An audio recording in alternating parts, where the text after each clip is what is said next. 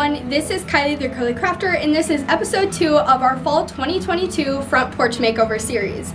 So today we will be taking all of our supplies that we got in our last video and DIYing them for our fall front porch this year. So if you want to see all these DIYs that I make for our fall front porch, stay tuned and let's get started.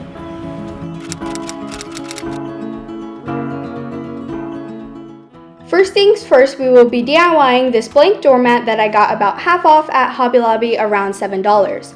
On the Cricut design space, I found these really cute pumpkins that I knew I wanted to arrange for the mat. Therefore, I just printed it out with my Cricut machine so that I will be able to create a stencil.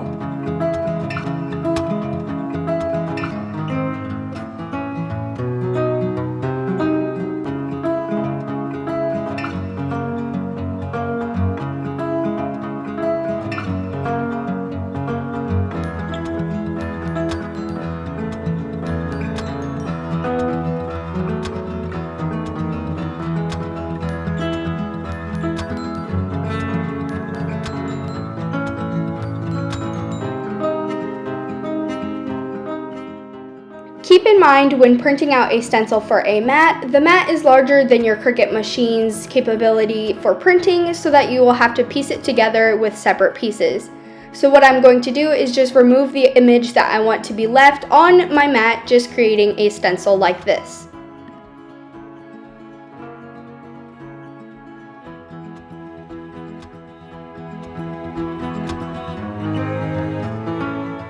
Now we are going to transfer the pieces of vinyl stencil onto our mat. So in order to do this, just take squares of some transfer tape and lay it on top of the pumpkin image.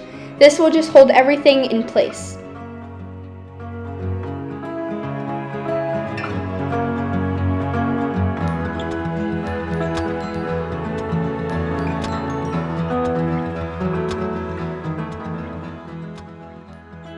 Make sure before transferring your stencil that everything is nice and pressed together, so I'm just going to use a squeegee and rub pressure on top of the transfer tape, attaching it onto the vinyl. Then you will be able to flip it over and peel off the backing of the stencil and then place it and attach it onto your mat.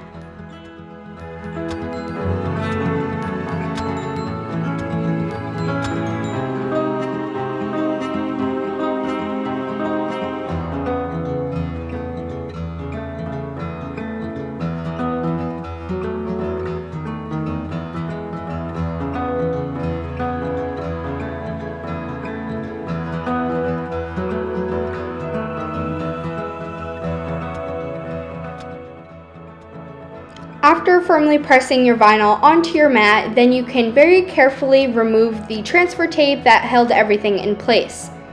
Then just continue doing this till all your pieces for the stencil is pieced together on your mat.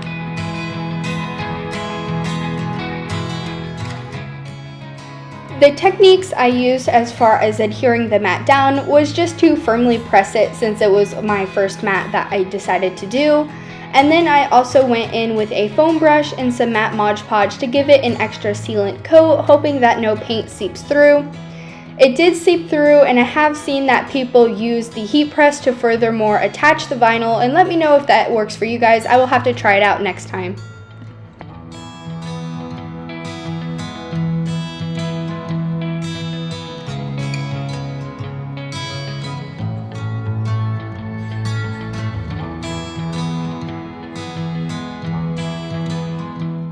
For the pumpkins, I will be using the American Accents Rust-Oleum flat white spray paint to spray paint my mat. I definitely recommend when spray painting your pumpkins on the mat that you use probably tape or paper, just to protect the exposed areas of the mat from overspray from the spray paint, because I can definitely assure you that you will have some white cast in the border of your stencils.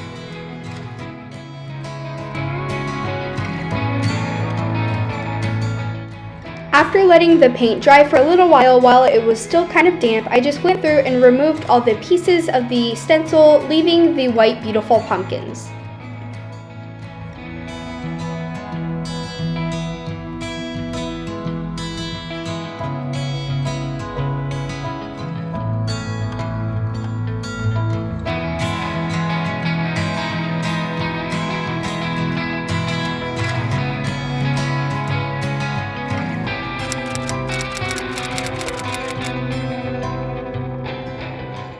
Now that our pumpkin doormat is finished, I'm going to move along to this white tin bucket that I got at Marshall's on clearance for $8. I will be using this and turning it into a pumpkin planter for the front porch. To start, I'm just going to protect the black rim by covering it with some painter's tape.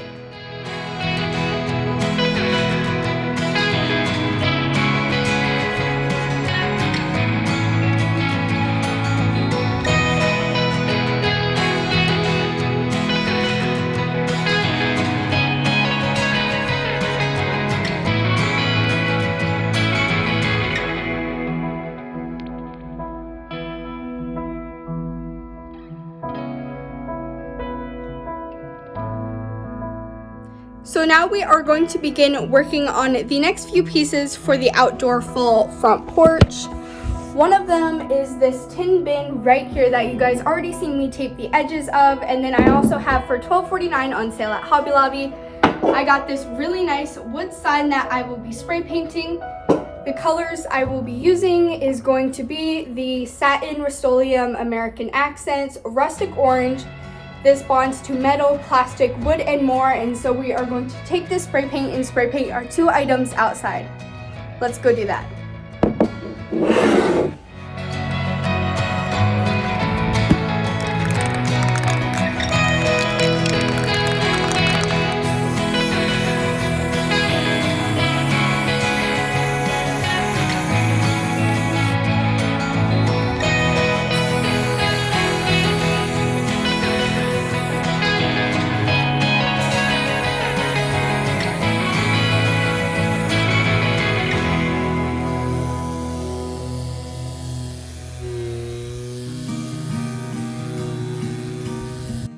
For this longer front porch sign, it kind of had a raised letter or painted letters on it that I had to sand down, and then I went through and spray painted it with the same color spray paint as the tin.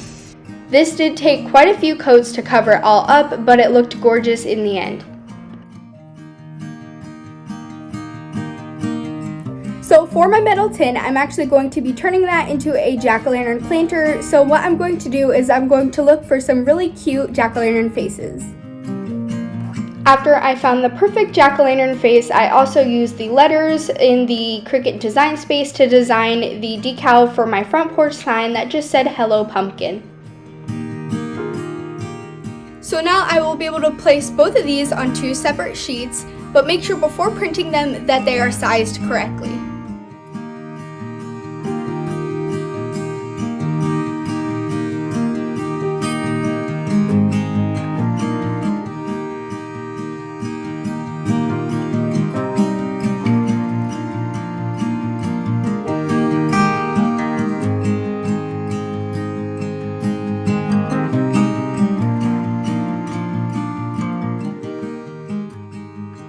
Now that my vinyl decals have been cut out, I can prepare them for the items that I am going to add them on. I'm going to start off by just removing all the unwanted inner parts of the letters of this decal that I will be able to use some transfer tape and place it onto my longer wood sign. As for the tin bucket, I just removed the tape, and then the decal that I cut out for the face in black on this, I did not need to use transfer tape because the items were large enough for me just to peel it off and re-stick it onto the bin like this.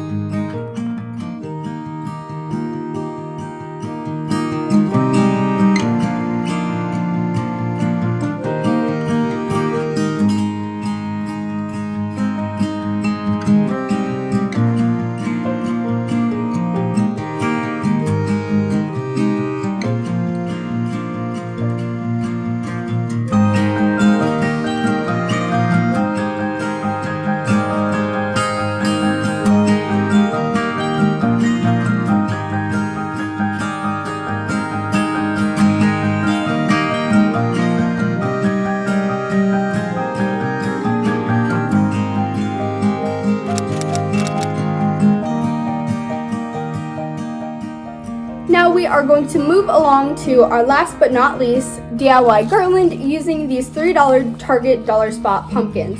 They are really pretty, and I think they look gorgeous on a really cute fall garland.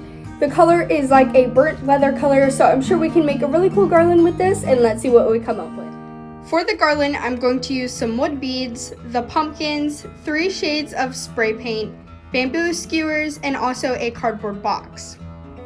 So what you're going to want to do is take your bag of beads, open them up, and also grab a bamboo skewer. Once you have your bamboo skewer, just take some of the beads and slide it directly onto the wooden skewer, just like this.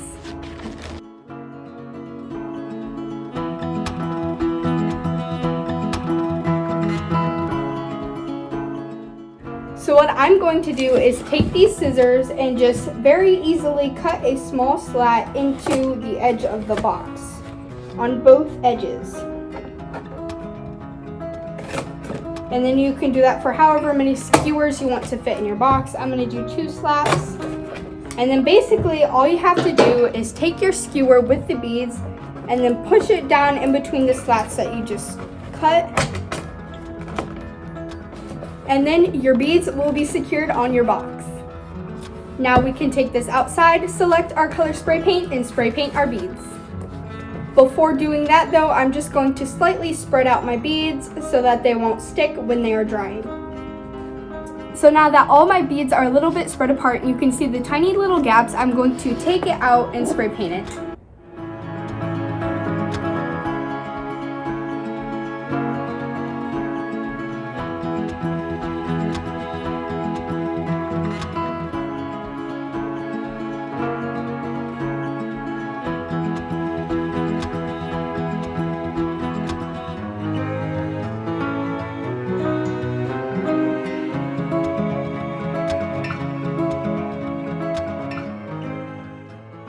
So this is the pattern that I decided to go with. It is really pretty. I did the pumpkin, then it's white, then it's brown, then it's 2 whites, then brown, then white again, and then it starts over the pattern again at the pumpkin. I absolutely love it. I think it's going to be adorable when it's all finished. I'm just going to take some jute twine and string it up now. Let's do that.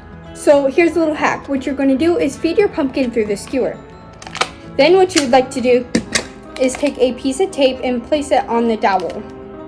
Roll it up a little bit, and then take the end of your rope, place it with the tape, and then finish rolling the tape around the rope and the dowel. So then your rope and your dowel will both be connected to the pumpkin. Then what you do is just feed it through with the dowel, and that will pull your yarn through the pumpkin. So that's a little tip if you don't know how to get your pumpkins through your jute.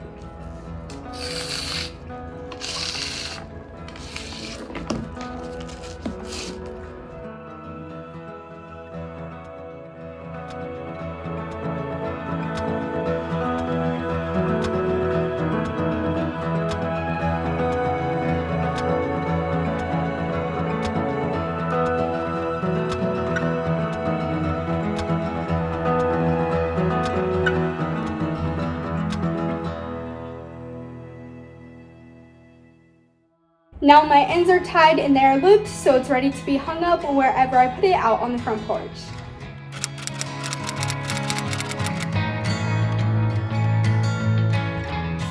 For the 5th, last, and final DIY of this video, I will be DIYing this vase that was reduced down to $7.49 at Hobby Lobby.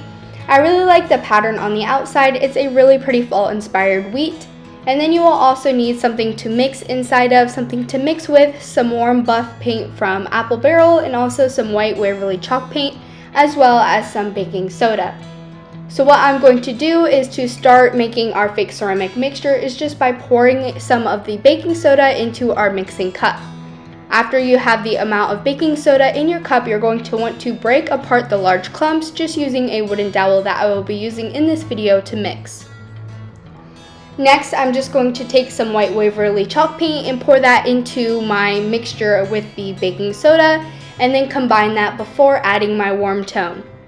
So now that all of my white paint is in there, I'm just going to thoroughly mix the baking soda and white paint together. After the base mixture is done, you can add in your different colors or warm tones. In my case, I'm just going to add in this warm buff paint, and then you can mix in that color with your cement mixture. If you notice that it's a little too runny and looks less like pottery, then you can just add in some more baking soda till you get your desired texture.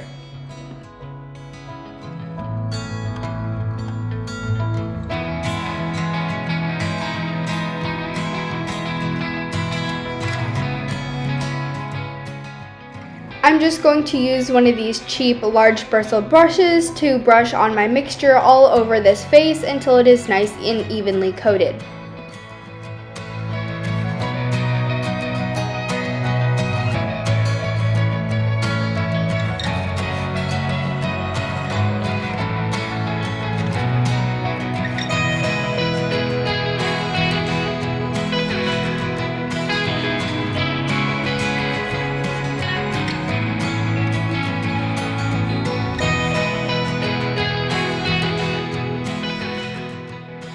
After our fake ceramic vase was finished, I took one of these large faux maple leaf picks from Hobby Lobby and added that into the vase, and now it is ready to go in style out on the front porch.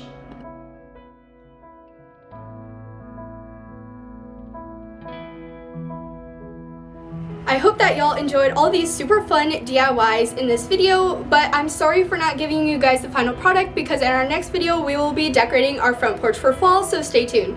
If you like this video, give it a big thumbs up, subscribe down below, and I'll see you guys in my next video. Bye everyone!